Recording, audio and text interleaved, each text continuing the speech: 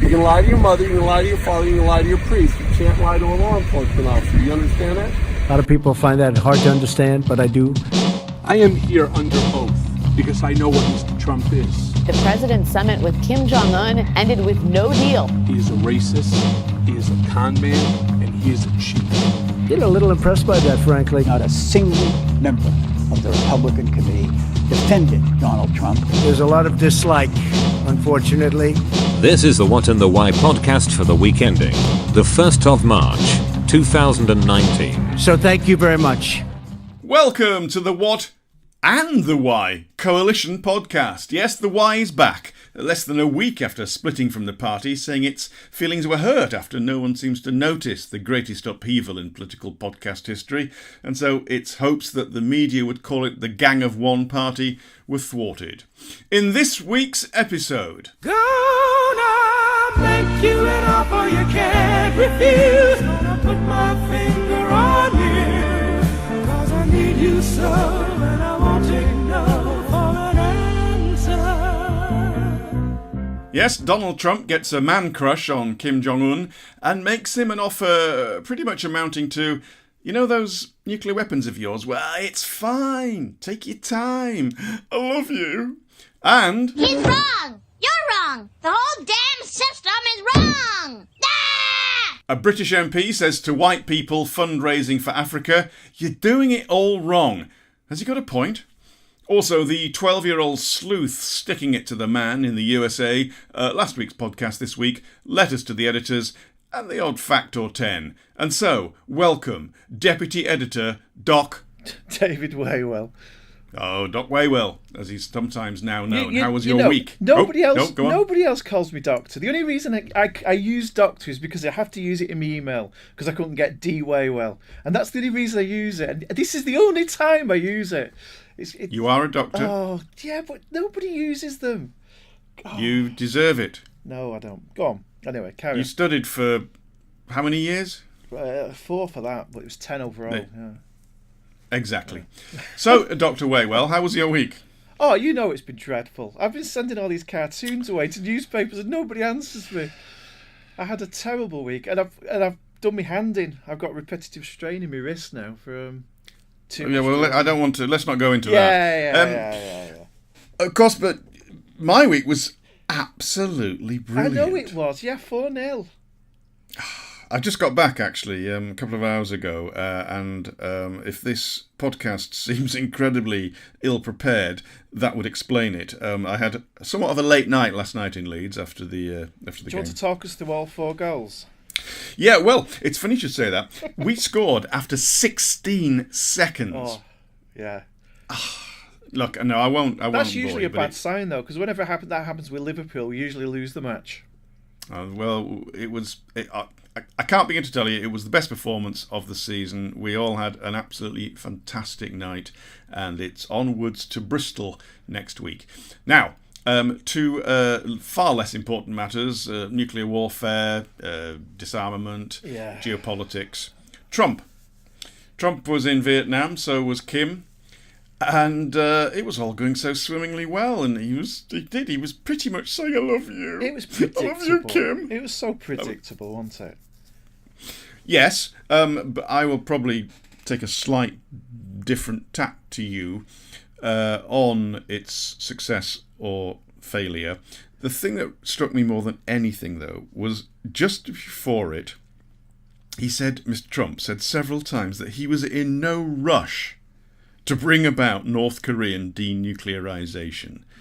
So, what does Kim think about that? Kim thinks, surely, oh, okay, then I've got several years just to fanny about. Well, or you can read it the other way, that he recognised that Kim was never going to give up his nuclear arms, so he's sort of backpedaling a bit on, on the rhetoric he's been coming out with for God knows how long.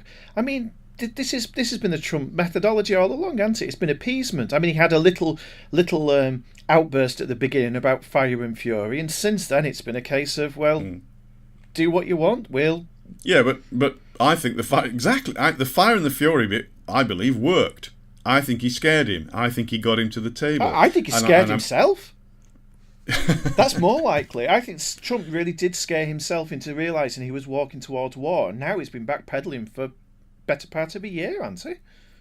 I think, yes, he has been backpedaling, but I think he got him to the table, and then I think he realised how difficult this actual negotiation at geopolitical level is, and I think he's screwed up on the negotiation. This is not the art of the deal, saying you've got as long as it takes, mate. Yeah, but he surely knew that when he had the first meeting. I mean, what's been odd is he actually asked for the second. I mean, this was apparently from the American side that they wanted the meeting. It wasn't Kim, was it? I mean, this was all at Trump's behest. It was pretty 50-50. Okay, anyway, I don't take all the doom and the gloom that most people have, that, he's got it completely wrong. I think that was wrong to say there's no rush for you to denuclearise, because that does take the pressure off. But I think it is a success to get him to the table.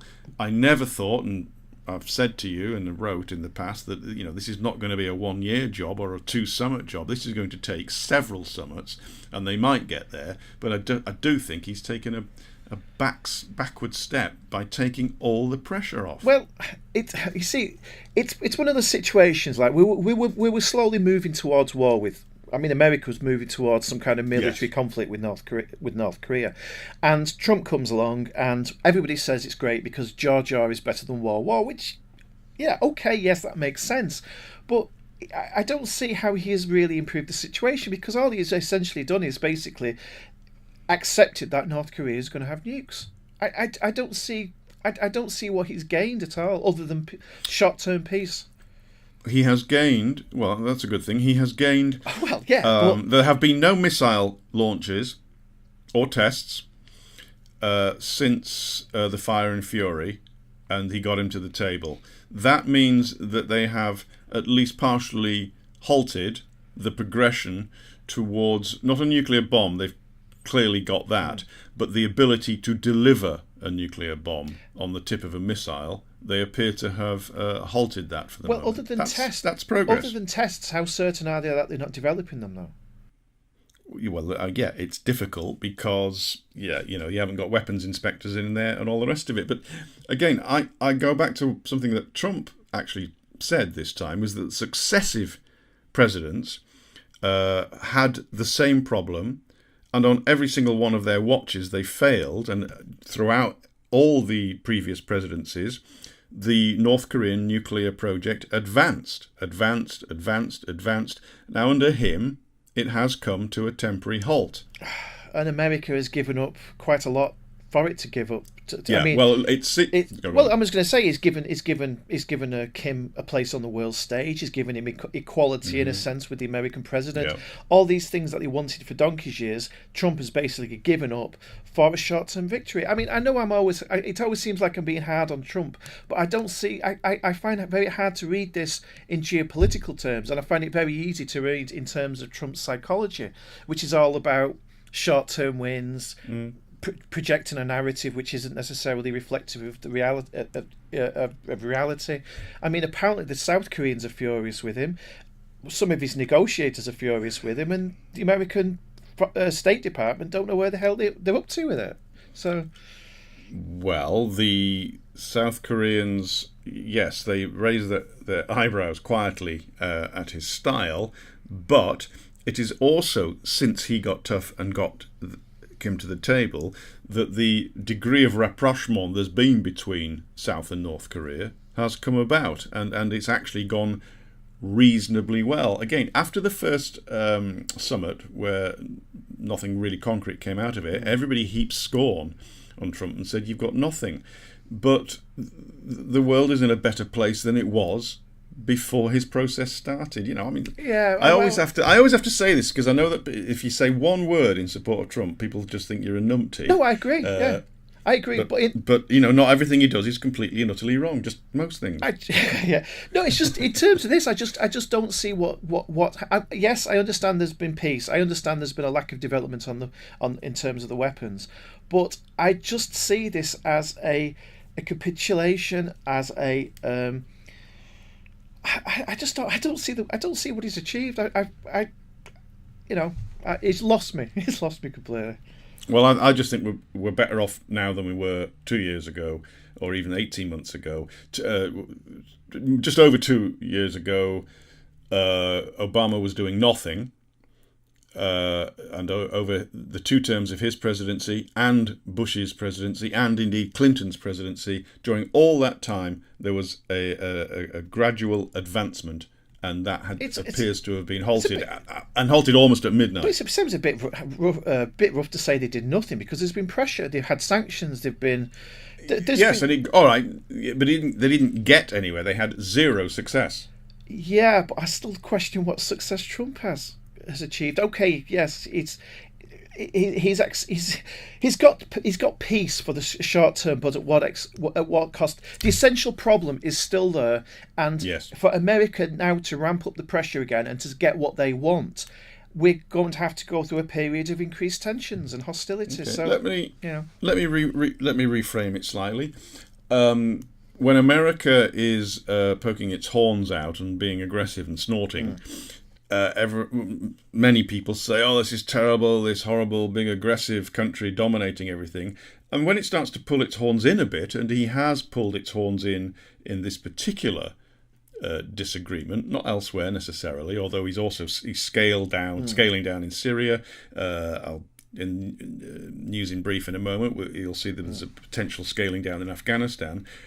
And yet, he's still this massive arch enemy of the world. I mean, again, I'm not defending so many things he does, but America is pulling in its horns slightly under him. All I'm saying is, I mean, this is the situation of North Korea. It has been a dilemma for which you couldn't do one thing or the other without losing. It was an impossible situation. It was impossible to choose, and it was a real problem, because you either had to attack or accept they had nuclear weapons, and either option is not acceptable. So I don't necessarily think he's achieved anything. He's just delayed it.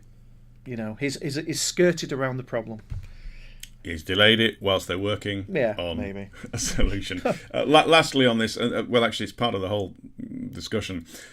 Apparently, US and South Korea now are going to announce that these massive annual military exercises that they hold, obviously annual each year, they're going to scale them back. Now, North Korea has always said that these exercises are exercising to invade them, and they get very jumpy. And for the past 20 years, round about the time of the exercises is when they get very aggressive and they launch missiles over Japan or whatever, or even shoot at the South Koreans. Well, if they are scaled down, and the idea is going to be scaled down to a small unit level, and also a lot of it will be now computer simulations. Now, I'm not sure how good a thing that is, because again it takes some of the pressure off North Korea, but on the other hand, this is a good faith gesture by Washington if it happens, and as I said again, it lowers the temperature. And if Mr. Obama had done this, he would be praised. Yeah, I mean, I do accept maybe there is an argument to say, well, if they do de-escalate the tensions, it comes down to the question of what North Korea is. Is it a rational nation, or is it a nation led by a madman? And I'm not entirely sure. I do think there is a kind of rationality behind a lot of Kim's actions. So maybe he is seeking to, become less confrontational. Yeah. Well, he certainly, I mean, Trump has sort of said, "I love you, Kim," and there's this sort of pause, and Kim is supposed to say, "I love you too, Donald," but he hasn't said anything like that.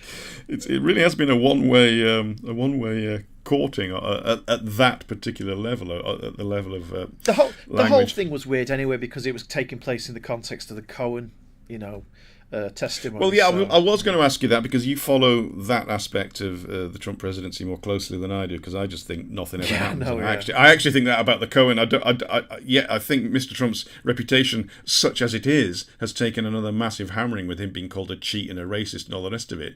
But it's quite possible we knew that already. Yeah, the question I was going to ask, all right, then two questions on that. One, do you buy that he might have collapsed the Kim summit simply to take charge of the headlines, because it was a few 12 hours or whatever after his former aide came out with all those accusations against him? Well, there is that theory. I doubt it. I think it was more to do with what we're talking about before. I just don't think there was a deal which he could make, and he probably realised it. I mean, it is to his credit, and much to my surprise, that he did cancel the summit or finish the summit early, because I would have thought in that context he would have wanted a result irrespective of anything. So it was a welcome surprise, because it shows that he's not entirely beholden to his like. Well, that is a surprise, isn't it? Because he normally comes out, it doesn't matter what has happened, he just says, you know what, how brilliant am I? Exactly, What a fantastic result I've just achieved. Yeah. But he said, no, look, if you can't make a deal, you walk. Yeah. So that was a welcome surprise, actually. And lastly, on the revelations that we already knew, again, some of especially the American media, went up in puffs of smoke about it, saying, "Whoa, right, this is it. This is now the time," as they say about once every 3 weeks. And it's gone away already. I would say, well, the problem with the Cohen testimony was the media did expect it to be bigger than it was, and his lawyer. I forget his name, but his lawyer had been saying it's going to be chilling, the stuff he was coming out with. There's a couple of ways of looking at it. One, we only saw a little bit of the testimony. A lot of it was behind closed doors. Two, there was never going to be a smoking gun in the sense of he had the killer blow. And three, it was actually quite a powerful testimony, because one, he didn't go over the top. He did actually give a lot of credence to Trump, saying he doesn't know about collusion, he doesn't know about Russia. He did accept a lot. He did say a lot of things in Trump's favour. But the other side of it is, if you're looking at this as an ongoing trial and lots of evidence mounting up, which is essentially what it is, this did provide some key clues to what's going to happen in the future. There were some good, interesting revelations for people who are following it. So, convicted felon makes unsubstantiated accusations. Is that what you're saying? No, it's nothing to do with it. Well, as lawyers... Yes, it is, because in court they will say, I put it to you, my lord, or whatever it is they say over there, that this man's testimony is not to be trusted because he's a criminal. Well, Republicans spent the entire day saying exactly that. But this isn't necessarily about what Cohen says, but what Cohen has provided to prosecutors, and prosecutors will go away, as the House will, or the Senate will, go away and question people who have got more credibility. But as quite a few lawyers have pointed out, this is often the case with these kinds of trials. You do take the word of people who've turned. Most RICO cases, indeed, gangster cases in America, rely on Jimmy Two Nose or whatever,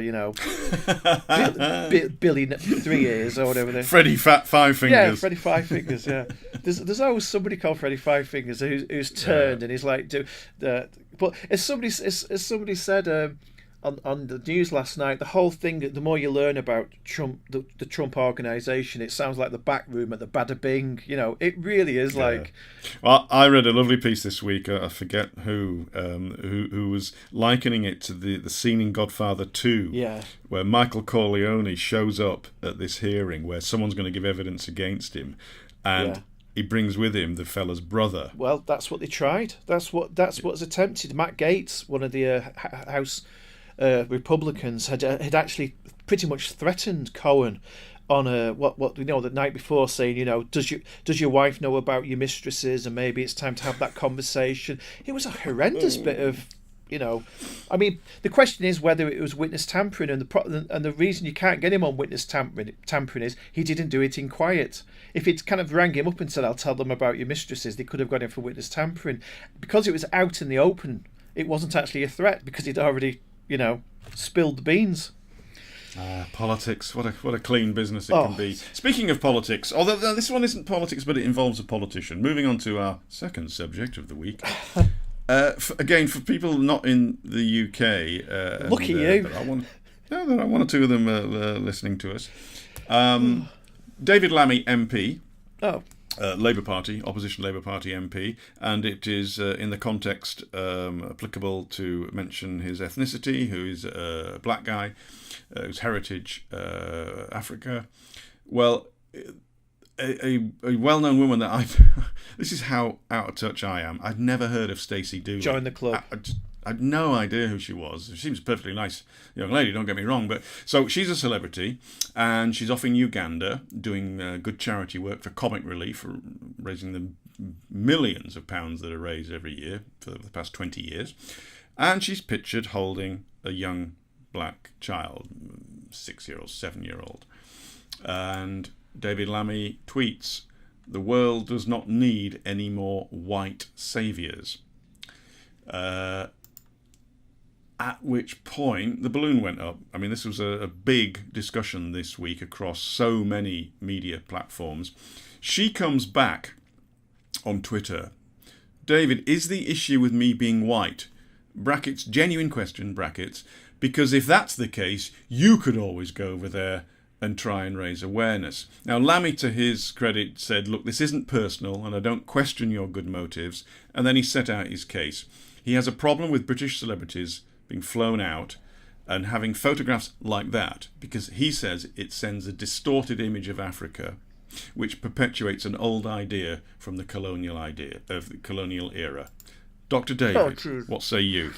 Well, no sooner had you mentioned that we were going to talk about this yesterday that I had somebody email me and asked me to write an article about it. So I did write about... I read it. I read it last night. 1,500 words on it last night. So whatever I'm about to say, I said it much clearer and more concisely and clearly. We'll read it then. Yeah. Just not the whole 1,500 words. Yeah. No. So my point was, I tend to agree with him, but I don't think her being white was an issue. I think that there has been a problem, and there is it's about optics, but it's also about something deeper, about the culture we now have of this comic relief, sports relief, celebrities going to places, trying to fix problems. Now, I'm not saying the money they raise isn't a good thing. I'm not saying the motives aren't good.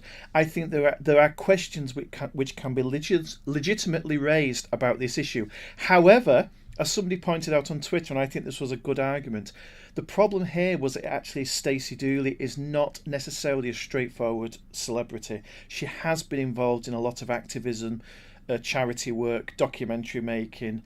So arguably it was a bad person to have chosen. But I think his argument against comic relief, sport relief, there is some questionable optics. I do think, these pictures of children being held by celebrities is problematic. I was talking to somebody yesterday about it, and they said when Princess Diana did it, she tried not to get photographed with children because it did have negative connotations. So I do think he has a point. And the other point I want to say, which is the point I raised in my article, was I do think there's a tendency to oversimplify issues such as Africa or poverty by dealing with it. Once you've paid your money into sports relief or thing, you kind of push it aside. Well, I've done my bit. That's the problem of charity or poverty or Africa sorted. And I do think it tends to kind of oversimplify difficult questions. And I think we'd be better off kind of dealing pragmatically with it through our politicians, whose job it is to solve these kinds of problems. Go on. Were you reading that? No, I wasn't reading it. Go on. Well, it was very well argued, and I started out being more sceptical at the beginning of the week about Mr. Lammy's views, and ended up being pretty much persuaded of most of them. I'm not sure about the word white saviour. That's exactly. I question the word white. It has nothing to do with being white or ethnicity. Well, hang on. It is something to do with white because it was white people that they're not the only colonialists in history, but in this context, it was white people that were the colonialists. As I said, there is a problem with the optics of this, and this is feeding into our problem. I mean, we've talked about this in the past, how we have a problematic attitude to whenever we talk about Africa because we are very aware of our colonial history, but at the same time... Well, yes, but I don't think we are not as aware of it as Britain's ethnic minorities are aware of it. And because, again, I was listening to a lot of radio and phone-ins and chat shows and stuff this week about this. Yeah. And I'm not... It seems that just about every single ethnic minority person who saw the photos immediately recognised some of what Lammy was talking about, whereas I suspect fewer white people did, because it's not as obvious. Yeah, I think us. I'm just thinking. I mean, I did study English, and one of the key concepts in English is we do deal with a lot to do with colonial literature, colonialism. Edward Say's Orientalism. You know, the idea that you hold. Well, I don't buy Edward Say's Orientalism, and the degree that there is of it, I think there is just as much a degree of Occidentalism from the other side. Oh, but God, yeah. Yeah. But let's not go onto the Middle East. Let's stick with. Although actually, it is about them. It's about all the colonial history, isn't it? It is. It's about lumping things together and kind of treat. I mean, this was at Lammy's point, and I do accept it. There's a stereotype being perpetuated about Africa, poor villages, malnourished children. It is a reality there, but there's a hell of a lot of wealth. Nigeria's got a hell of a lot of wealth and a hell of a lot of poverty. Yeah, Ethiopia's growth rate is about 8%. We would love to have 8% growth. Okay, let me give you another quote though. Comic relief is a 20-year-old formula that asks comedians to perform and send celebrities, most often white, out to Africa. And that image evokes for lots of ethnic minorities in Britain a colonial image of a white, beautiful heroine holding a black child with no agency, no parents in sight. Although the word agency, I hear it a lot. What do you think it means? Agency. Can you read? Oh, it's a. Sorry, go on. No, I was going to say, can you read it again? Because I didn't expect to. Sorry, it is a word you hear it in the circles, which are fairly few people, but the few people that use that sort of word are very involved in politics. The white beautiful heroine holding a black child with no agency, no parents in sight. I think the term means... This is suggesting that there's no society around that child. That child is just by itself, and it needs... But also, the child itself is not... incapable of acting. A person in its own right. It's only there... she's what this is about. It is not about him.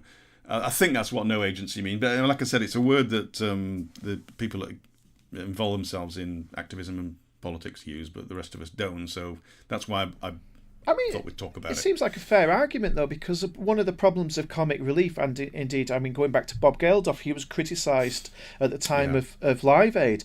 I know that I referenced a couple of articles in my piece yesterday where there was a lot of questions about where the money went, how he dealt with the politics of the area, and I think this is one of the issues that can be raised. Is once you start to talk about Africa as a whole, you're forgetting actually that there's 50 odd nations, there's lots of internal politics, there's a lot of tribalism, there's a lot of history there.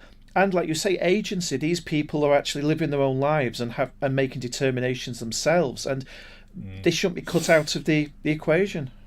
Okay, another quote from Lammy, and I would say that Lammy, Mr. Lammy, for me, has a track record of saying some pretty silly things. He does, and I think that went against him because there may have been a bit of a knee jerk. Oh, it's Lammy being silly again. Yeah. Whereas in fact this time, and obviously not everything he says is strange. No, well, a stop clock's correct twice a day. So I believe somebody wrote that in an article yesterday. What I read. I didn't write that in the article actually. I tweeted that. But go on. Oh, well, okay, I knew I'd read it from you. And by the way, was it you that pointed out that the difficulty after the very first Live Aid and the money went to Ethiopia? Well, they had a horrible dictator in charge at the time who used some of that money to buy weapons with which to kill people. Yeah, that was in a Spin article. There was a really good Spin. There's also a Guardian article as well, which is worth reading, but to do with the whole problem, the problems of the money.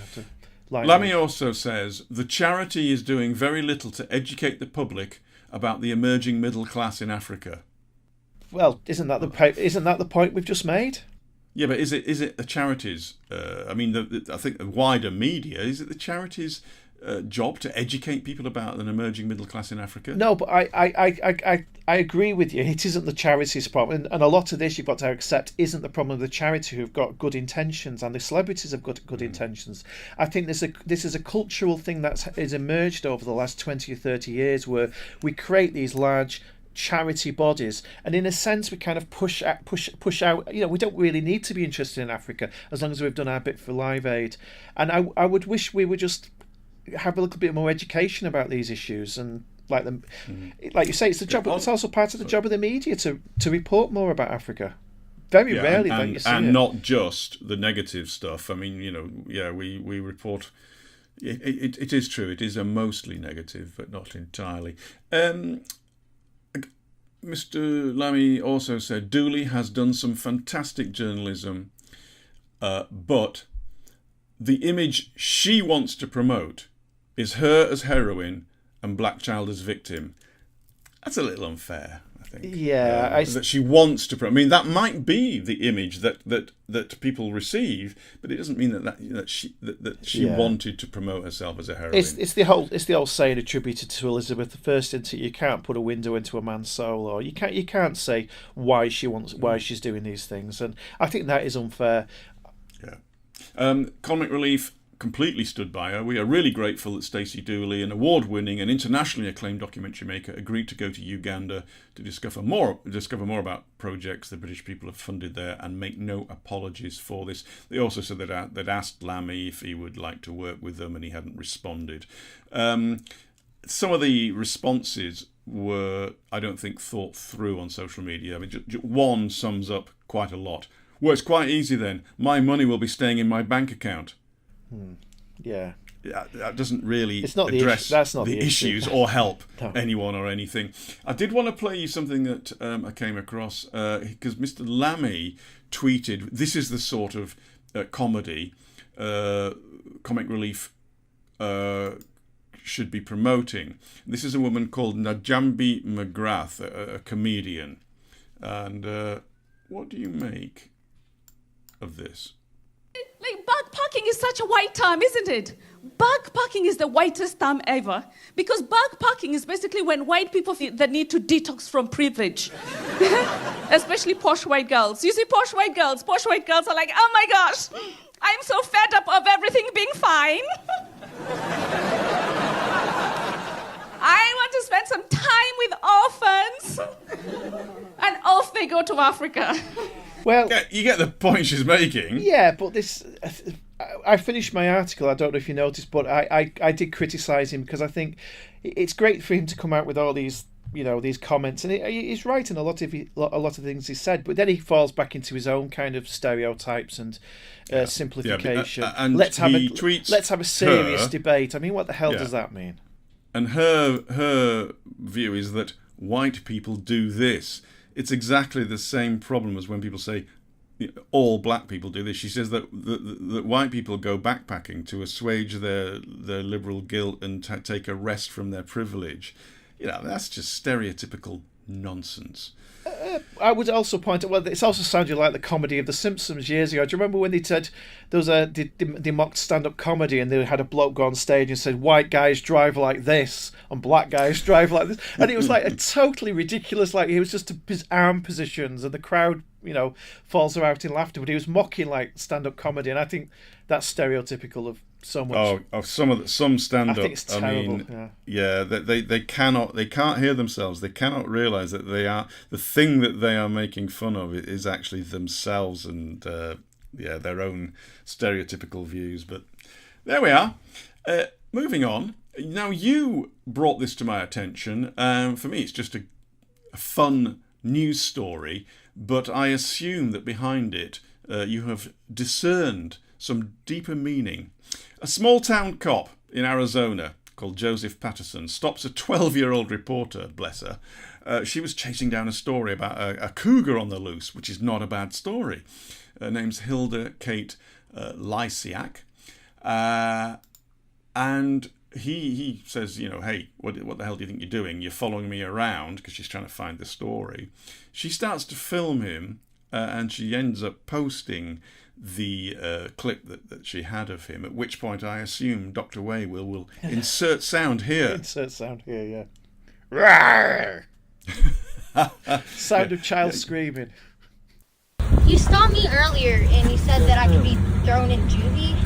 What exactly am I doing that's illegal? So, when I left the office, you were over there talking and you quickly... You taping me? You can tape me. Okay. Okay? Alright. But what I'm going to tell you is if you put my face on the internet, it's against the law.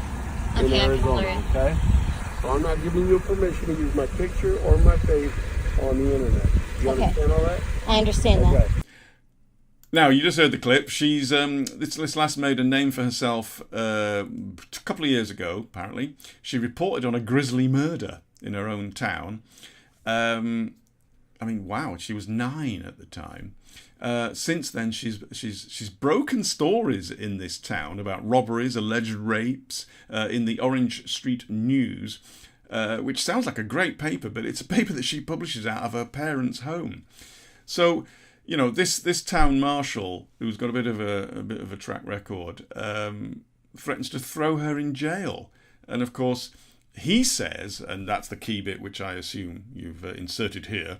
He says, "You can take me, but I'm going to tell you if you put my face on the internet, it's against the law in Arizona." But this 12-year-old knows the law better than him, especially as it's protected under the First Amendment, and on it goes. So, what a cracking little story. It is, but why did you like it? Well, because it opens up onto quite a few. I mean, things we've been talking. I knew you'd say that. It's a bit similar to stories we've been talking about in the last couple of weeks. Because, first of all, I'm actually on the side of the policeman here. I don't think a 9-year-old should be going like tracking down drug dens and. Well, she's 12 now. 12 or whatever. Well, okay, even if she was 15, she should be going down tracking down drug dens and potential grisly murders and finding. Is it against the law? Is it against the law? Well, it's not against the law. But, right. Okay, If it's not against the law, what right has he got as a police officer to try and stop her from doing I accept all that, but this is to do with.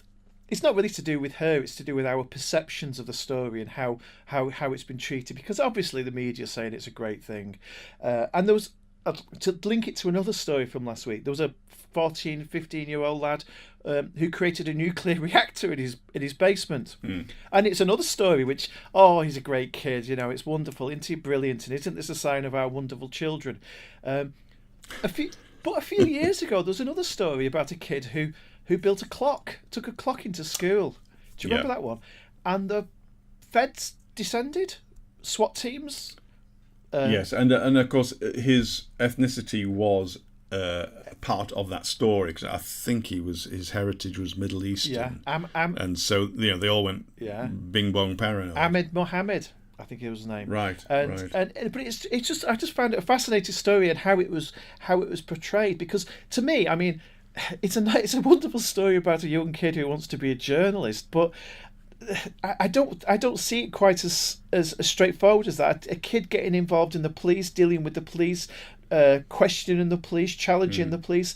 I'm not entirely sure it's like such a sweet story. If that kid gets murdered next week because she's gone and poked her nose in a drug stand, I don't want to be blamed for it by thinking it was a sweet story this week, you know. Yes, and I suppose the officer has a duty to protect her. Exactly. And in fact, it wasn't a cougar, it was a mountain lion, apparently, that was on the loose. And he was looking for it, so she was trying to follow him around town. Yeah, I mean, so obviously she would have been in proximity to this dangerous animal, and maybe he had a duty to ask her not to. But what he didn't have a duty to do is to tell her he's going to chuck her in juvie. Maybe not, he said, as in juvenile. But police do that for kids anyway. They just want to put the fear of God in them. But it also reminded me, of course, of the Shamima Begum story. You know, another story where, you know, given a slightly different context, slightly different, you know, details, would the media have reported it entirely different? So it was one of the. I like the story because I was entirely like, you know, I was shocked by this kid, you know, talking about finding drug dens and, you know. You've just reminded me of a story that I wasn't going to talk about, and it's very sensitive, and hasn't got any traction. But I was reminded of it because of media narrative. Yeah. It's very important as soon as the story comes out. You know, the narrative and the tone of it and where it goes, and where, as you say, it's coming from as well. Yeah, well, yeah, but very quickly, this story, you know, the angle is plucky little 12-year-old takes on idiot copper, and you know, in the stuff I read about it, nowhere was this angle that you have brought up about her own safety and the responsibility of the officer. It just reminded me of something of this week. There's a horrible video surfaced in Bradford.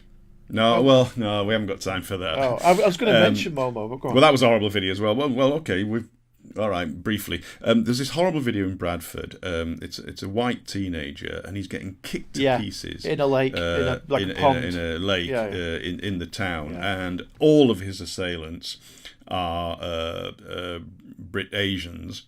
And he is kicked unconscious, clearly kicked in the head as he's unconscious, stamped on with a security guard doing nothing.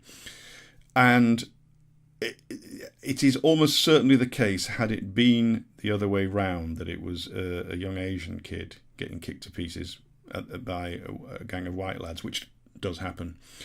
I think it would have been a national media story.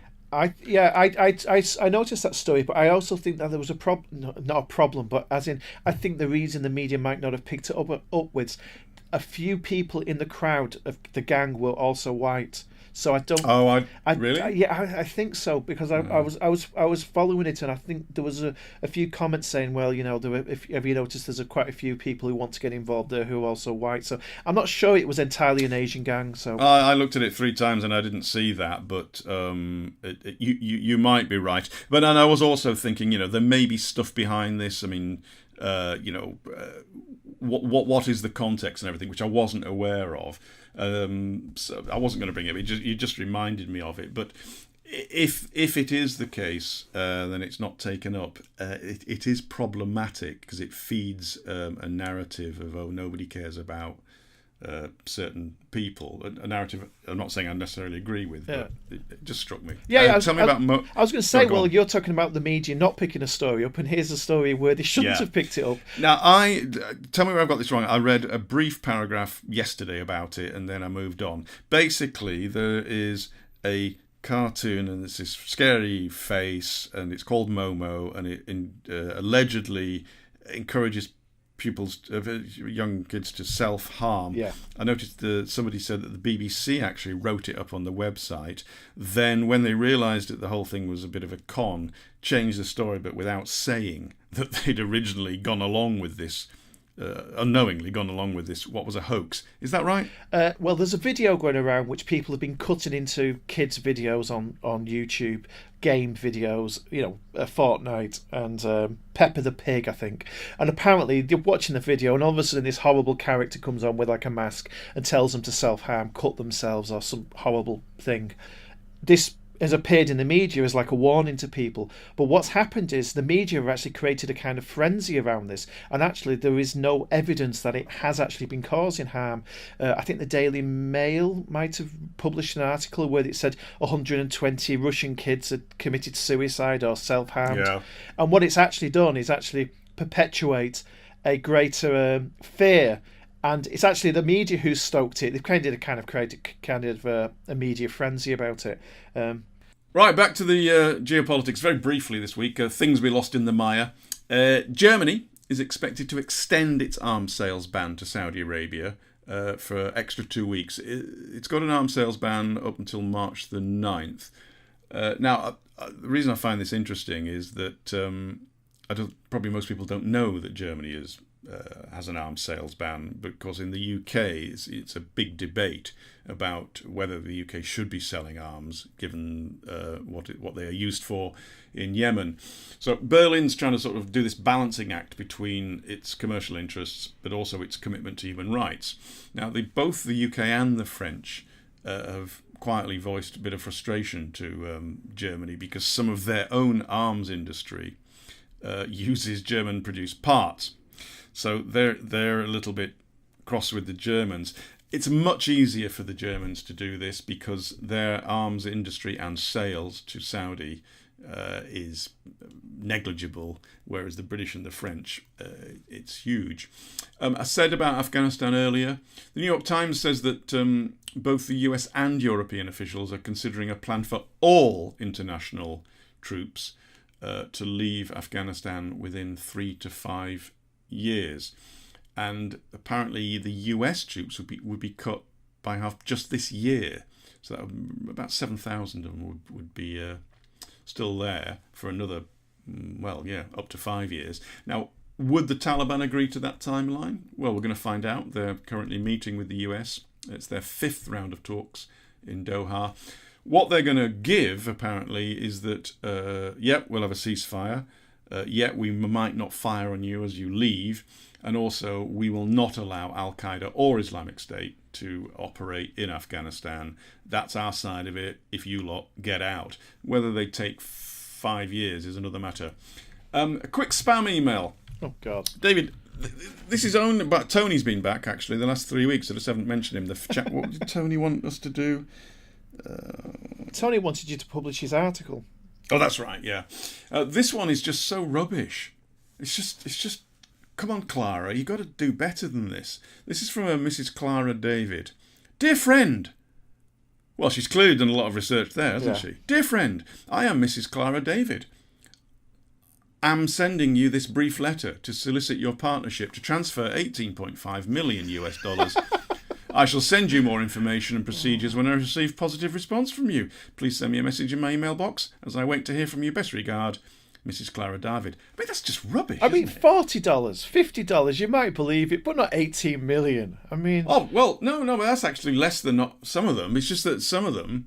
Well, I wasn't going to read it out, but maybe you don't get them. Maybe it's just me. I wasn't going to read this one, but no, this is far more... The reason I read that out now is because it's rubbish. This one's good. Greetings, my name is Mr. Abdul Hamid. I am working for one of the prime banks here in Burkina Faso. See, bit of detail? Yeah. Oh, I'm starting to believe him. Here is this bank account existed dormant for many years, belonging to one of our late foreign customers, Mr. Moses Saba Masri from Mexico. Oh, see, a real person. You can get more information here. Do not click. When I discovered that there haven't been deposits or withdrawals, I carried out a system investigation. Look, Abdul knows what he's on about. You know, he can do system investigations. He discovered that none of the family members or relations of the late person are aware of the account, which means nobody's going to come and take it. Now, as it stands, well, this is only 18.3 million, but he wants a foreign bank account to transfer the money to. I will front you in the bank as the next of kin to the late customer and back you up with relevant information. What the bank needs is proof and information. I'll assist you on this. All details, blah, blah. If you are really sure of your integrity, trustworthy and confidentiality, reply back to me urgently. Best regards, Mr. Abdul Hamid. Now, that's a proper spam email. That is a proper spam. Do you know what the problem? Thank you. Do you know what the problem with these is? It happened to me last week. You never believe anything you receive. I got a letter through the post said like, "Dear occupier," and it was saying we're looking we're looking for the executor or what do you call the heir of it was my late it was my dad. It was from my late father, and it was like to do with some. But you thought, hang on and a I minute. thought this is an absolute con, and I kind of left it for a couple of days before I rang it, and it turns out like it was actually real. You know, I should have contacted them. You never believe anything these days. Yeah. Well, anyway, Clara, she's not going to get. You know, there's no future in spam emailing for Clara. Abdul could get that 1 in 20 million. You know, that thinks, oh, okay, but Clara's not. No, give it up. Get a proper job. If you're going to fall for one of those emails, you shouldn't be allowed on the internet. It's just, I mean, yeah. Yeah. Are you going to ask him a question here? Oh God, I sat there last week trying to come up with a damn rhyme for it, and I struggled. I'll try my best. We could do it. Just put the first one in each time. Save yourself. Okay. Save yourself. I was going to say we need some listener who can do music to produce a proper bit of Ask Tim, but go on. I'll use the old one. Ask Tim a question, maybe something that's tricky. Ask Tim about politics and Bill Hickey. Ask Tim a question, maybe something really hard. Ask Tim about Polynesian nose art. Well, this is from Dan. Thank you, Dan. Dear Tim and Dr. Wayward. Yeah.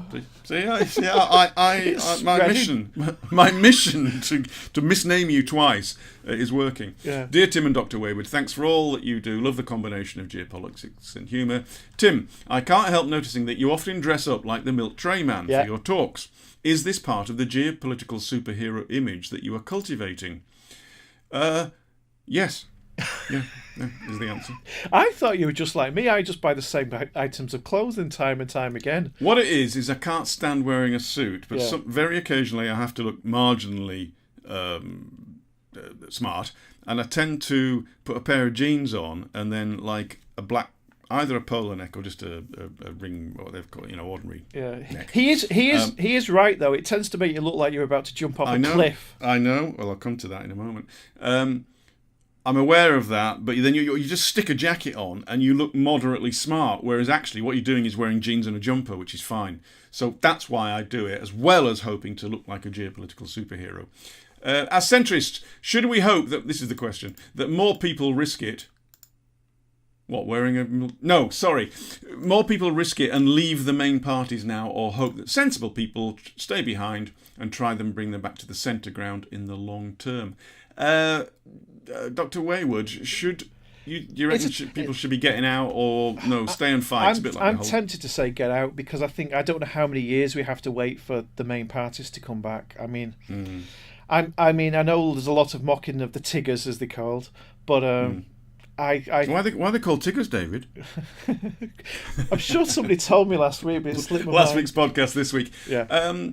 I'm not sure about the Tories. There's a clear faction that has moved well away from the centre. I'm not sure how big it is. With Labour, I think that fight might be over. I don't think that the Labour Party is going to come back to the centre ground for the foreseeable future. And even if Mr. Corbyn was to leave, I think that the wing of the party that follows and believes in him has gripped most of the CLPs, the constituency Labour parties. It's gripped the leadership. Many of the main unions back that wing. I think that is now the Labour Party, and I think it's closer to the Socialist Workers' Party than actually what most of us think of as the Labour Party. That fight might be lost. On the other hand, there's people from different wings of that party who are staying there, like Tom Watson, to try and swing it back. Well, what do you think? I was going to say I read something on the internet that they said Tom Watson was meeting one of the Blair's backers or something. And yeah, I read that.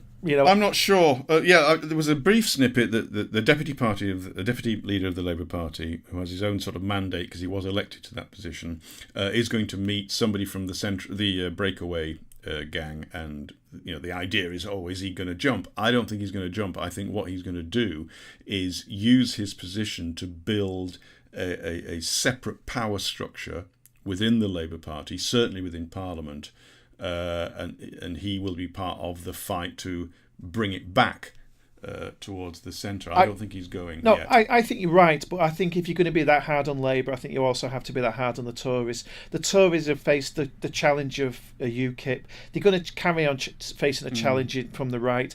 People like Dominic Grieve look increasingly full on in the party. This hasn't just been happening recently. This is going way, way, way back. The ERG, the European Research Group, it's hard line. They are a significant section, and they are certainly not One Nation Tories. And when Theresa May came in, she gave a speech on Downing Street, which I thought was a great speech because she was talking about moderation, social care, doing all the kind of moderate, centrist, right to centre things that you expected, and she's done none of them. So I think if she couldn't do it, I think there's a case for the most centrist Tories to leave and do form a party which crosses over both sides of the centre ground. Watch this space, by which I mean the centre. Michael Sweeney, thank you, Michael. Hi guys, I've just returned from the Caribbean, where astonishingly Brexit didn't seem to feature anywhere at all. Remarkable how much of the world seems to get on without it. Indeed, whilst there, I read Bruno Mackay's Dawn of Eurasia. I've read nearly all of it, but I didn't finish it. Well, it explains China's ambitious plans to extend its influence, the teleological idealism of Messrs. Selmayr and Juncker, two EU officials, for, again, people perhaps not in the UK or EU. Their idealism seems small scale by comparison. I'd be interested in Tim's take on where China's plans for the Belt and Road might lead. Enjoying the podcast. Best wishes. Michael, I'm confident that China's Belt and Road is going to cement its economic progress, and it will mitigate against backward steps, because there are going to be backward steps for China. Its economy will go up and down. It's not all plain sailing now. It was for about 20 years, but a couple of years ago it's hit some bumps, and those bumps are going to continue. But the Belt and Road, I think, is what will ensure that the imports still flow to markets. And as you know, increasingly now, the internal market in China is becoming increasingly important for their economy. They've got at least 400 million middle-class consumers now. But also the Belt and Road is going to give them a lot more clout around the world as they, when they're building ports in places like Tanzania, Kenya, Sri Lanka, Pakistan. They're trying to build one in Myanmar, etc., etc. All that is going to cement their power to pull off good deals for themselves. I know there's pushback. Some people say Belt and Road's not going to work as well as predicted. It only has to work partly as well as predicted, and it'll work. From Nick Sundin. Hi, Nick. Well done on the podcast, especially this week's episode for being the most centrist dad-esque yet. Thank you. I hope we take great pride in that. Focusing even more on some of the quirky international stories of the week. Thank you. Oh, sorry, no. Focusing even more on some of the quirky international stories of the week would be my only suggestion for improvement. Hey, quirky is Dr. Wayward's middle name. No, I don't like the Doctor. I don't like the Waywards. Right. Well, no. The problem, you're just going to have to argue with me each week about it, because Wayward I can give you perhaps, but not. No, Doctor, you earned it, mate. Yeah, wrong subject though. Anyway, I don't like quirky stuff too, because you have to read around on them. Only, God, I don't have to know about like the workings of Outer Mongolian politics. That's not quirky. It is. I'm coming to quirky in a moment. Oh, sorry, Nick's only suggestion for improvement would be editing out the mouse clicks. Yeah, I've been telling you about that for weeks. The mouse clicks from the audio. I do take out most of them, but hang on. What about the keyboard? Should we edit that out as well? Oh God. As well as your doorbell going, and Oh, hang on. Sorry, Nick hasn't finished. I do beg your pardon. I've just bought Tim's book Divided for my own centrist dad's birthday after buying in Prisons of Geography and The Power and Politics of Flags. God bless you, Nick. My question is, will there be another book in time for this year's Christmas? Yes. Also relating to Belt and Road, succeeding, failing, just addressed. Yeah, Nick, we're releasing a book called Shadow Play in the summer. It's the 20th anniversary since the Kosovo War. And I wrote a book about the Kosovo War and the overthrow of Milosevic, which was published in Yugoslavia. We've now got the English language rights. So my publisher said, look, write a new first chapter, write an end chapter to bookend this book. And it's going to be, it's all about the Kosovo War and Milosevic's downfall and how MI6, CIA helped the Serbs to overthrow Milosevic. It is a rollicking little adventure with lots of explosions and a few terrible dad jokes in it. And at the end, you jump off a cliff dressed as the Man in Black, do you? Well, I'm just coming to that. Last week's podcast this week, briefly, the film we couldn't remember was... Battleship Potemkin, yeah. I should have remembered Battleship Potemkin. Yeah. And my error from last week... There's three types of people in this world, David. There's those that can add up, and then there's those that can't. And last week, I said that the breakaways could be the third biggest party in Parliament, and of course the SNP is the third. Yeah, 30 odd into it. Yeah. I'm terribly sorry about that. Now, this week's, it's time for insert music here, David. Oh no, I forgot to get an alarm, but if you could get one for me, I'd be very grateful. Preferably that chicken one from 2 weeks ago was the best. Was the best ever. Yeah.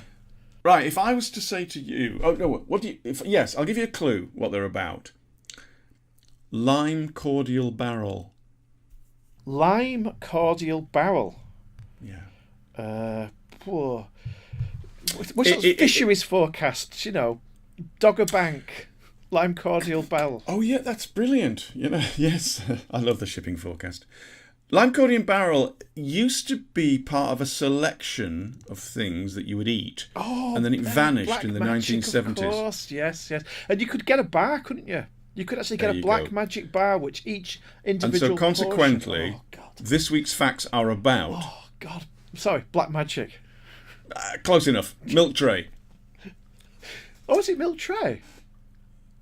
Well, I am the milk tray man. Oh, I thought it was Black Magic, but go on. No. All because the lady loves... Milk Tray, yeah. Thank you. Yeah. And you remember lime... Are you old enough to remember lime cordial barrel? I remember... It was this, little barrel-shaped chocolate. Yes, I think... And it was a lime cordial favourite. Yeah. And it was my favourite. And, forgive me, those of you who are under 12 listening to this, the took it out. Yeah. I was so cross. Well, Anyway. like they say, I've always wanted the one from my childhood, which was the bar, which was like a milk tray bar. Oh, God, they were nice. I've never recovered from marathon bars becoming Snickers. No, I still call them marathons. Quite right, too. Right, this week's facts are more interesting than you might think, despite being about Milk Tray. Milk Tray first hit the shops in 1915. The assorted chocolates were originally sold loose, displayed on trays, so that the customer could take their pick, hence the name... Milk... Tray. Tray. Sorry. Milk Tray. Keep up, will you? Yeah, I didn't realise didn't realise I was filling in your You always do, and there is a quiz. Milk Tray soon became so popular that Cadbury had to change its production processes to meet the demand. And in the late 1970s, it became one of the first chocolate factories to become mechanised. The popular Man in Black TV adverts. Can you hum the theme tune? Oh, no. Neither can you then, by the sound. No, I can't. So I've got. Listen, I was shouting so much at last night's game, and my voice is almost. Anyway, the popular Man in Black TV adverts attracted a number of famous names, including the director Adrian Lyne, whose work went on to include Flashdance and Fatal Attraction. Yeah. Is there anything you don't know? No, I do know films. Yeah, Adrian Lyne not only directed Fatal Attraction, but was associated with one of the Man in Black TV adverts. The stunts performed in the adverts included jumping from cliffs and running along the roofs of moving trains, all in a day's work for the stuntmen Martin Grace and Wayne Michaels, both of whom had a side job standing in for James Bond. Yeah, believable. Another stuntman, Alf Joint, performed the famous cliff dive into the ocean. He broke his shoulder during the stunt. Broke his Why are you shoulder laughing? joint. Well, because he's called Alf Joint. I mean, yeah, I was hoping you'd make that connection. Yeah. Off the back of the success of the TV campaign, Waddington's released a Man in Black board game in 1970. I didn't know, I don't remember this. Players used their getaway cars and helicopters to avoid obstacles and deliver their box of chocolates. Nearly done. No, I was going to say, it's all a bit creepy, isn't it, really? Given them through modern eyes, a bloke breaking into a woman's bedroom to leave a box of chocolates on her bed. It is a bit odd. Yeah. But not in the 1970s. It was an entirely normal thing that you would run across a moving train, jump off a cliff, dive into the ocean, swim with a box of chocolates perhaps between your teeth, climb up into a castle, and leave it on. Look, they do it now in posh hotels. Safety stopped here, don't they? Yeah, but he's fallen so far. This fella, he now has to do it in really posh hotels. When you nip out down to dinner and you get back, he's been in there. He's folded the toilet roll up so that it's a pyramid shape at the bottom, a triangular shape at the bottom of the toilet roll. Then he creeps into your bedroom, turns your duvet down just a little bit, and then he leaves a little chocolate on your pillow. Yeah. No, really. I've been in hotels like that when other people were paying. Where were we? The brand is now part of the American snacks giant Mondelez, which in its previous incarnation was called Kraft. I was going to say, I hope it's not Kraft. Yeah, it used to be called Kraft. Yeah. Remember them? I remember what he's got up to last week. You've lost me. Robert Kraft, the owner of Kraft. Oh. He was done for soliciting prostitutes. This is a family podcast, no, David. It's not. Anyway, this fella bought Cadbury for $11.5 billion in 2010. This is slightly off the subject, but it has solved a mystery for me. It was recently revealed that the cream egg chocolate shell which used to be made from dairy milk, It did, yeah. Now it's made from had been Kraft. it's been replaced with the more basic Cadbury chocolate, typically found in Crunches and Star Bars. Oh, I thought it was the American chocolate because it was like there was a. Well, woolly no, I one. think it is because Kraft took them over, and then they stuck all the cheaper chocolate in. But things like Crunches, I mean, the chocolate doesn't really matter. It's that thing that dissolves Crunches. your tongue in acid in the middle of it. Can't eat them. Oh, big fan, them and Maltesers. Mondelez is still the dominant player in the UK chocolate confectionery market with a 29% share. So, you know, the nearest rivals are... Cadbury's? No, they are Cadbury's. Oh, they are Cadbury's, sorry. I forgot the name of this week's sponsor. Go on. Nestle. Mars and Nestle. Yeah. Mars has got 21%, Nestle has 15% of the market, but Mondelez, otherwise known as Cadbury's to us, really, overwhelmingly, its biggest cash cow, because milk comes from cows, you see. Actually, no, not anymore, doesn't it? It comes from almonds these days. Its biggest cash cow is dairy milk, to be found in chocolate bars such as fruit and nut, and milk buttons, and it's the dairy milk aspect of Cadbury's that gets the most money. Oh. In 2015, the Milk Tray Man returned, but because I watch very little telly these days, I've not seen him. Have you? I've not. I don't watch TVs. I watched Alan Partridge on BBC for the first time, like in ages. I caught a couple of minutes of that new program, which I will try to get to. It's very good. The last one. You're gonna love this, mate. This is why modern life is rubbish. that Blur were right. Scientists at Milk Tray are experimenting with flavours for the fillings of their new chocolates, including wasabi cream, kale, and beetroot jelly. Horrible. Yeah. Well, on that bombshell.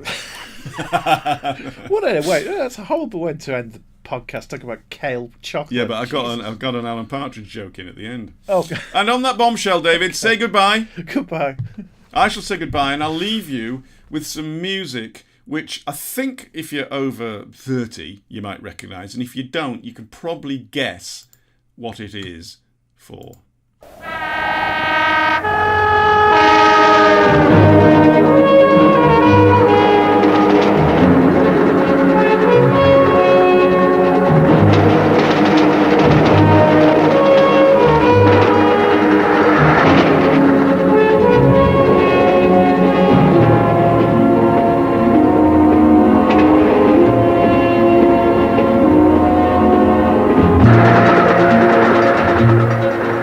Because the lady loves Milk Tray.